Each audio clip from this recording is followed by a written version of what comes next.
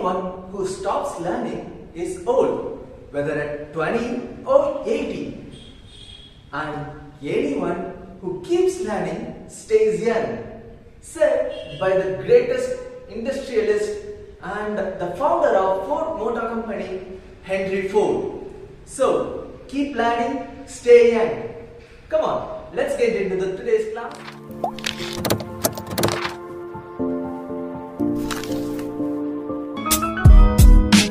Class, we are about to discuss one of the important grammar topics, and that is called the building block of English grammar. The topic we are about to discuss today is phrases and clauses. We have two things today, and one is phrases and the other hand we have clauses. What are these two things? Do these two things refer to the same? No. Phrases and clauses are exactly different. They are not same. Let me explain you. We have two things here, phrases and clauses. A phrase is a group of words that does not have a subject. A phrase has no subject, no verb, and it does not express complete idea. A phrase is a group of words that does not have a subject, that does not have a verb, that does not express a complete idea. And it sounds as a single functional unit. A phrase, a group of words that sounds as a single functional unit. And on the other hand, we have clauses. A clause is a group of words. Yes, exactly the same. Is a group of words that has subject. That has a subject, verb. A verb that changes the tense. It has a subject, it has verb, and it expresses a complete idea. A clause has a subject, the doer of action, a verb that changes the tense, and it expresses complete idea sometimes. And you know what? A clause can itself be a sentence. A clause can stand itself as a sentence, and at the same time, two clauses can be merged together to form a sentence. Hope you understand the difference between phrases and clauses. A phrase is a group of words that sounds as a single unit which has no subject, no verb, and does not express a complete idea. And here in this side we have clauses. A clause is a group of words that has subject, a verb, and as well as it expresses a complete idea sometimes. And that's the difference between phrases and clauses. Now you know to identify a phrase and a clause easily, I hope so. And here I give you a point to remember. A phrase can come inside a clause.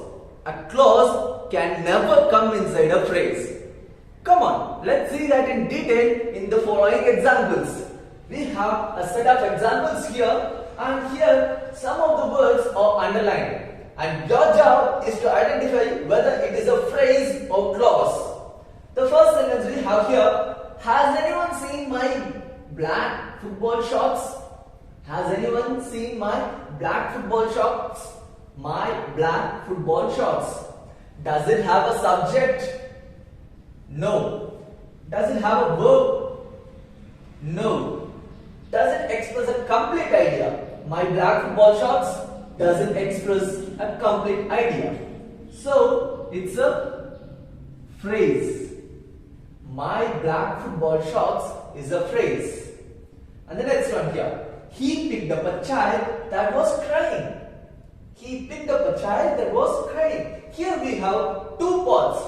He picked up a child, one part of the sentence, and the second part that was crying. The second part of the sentence. And let us see here the underlined group of words has a subject. He, verb, picked, and it expresses a complete idea.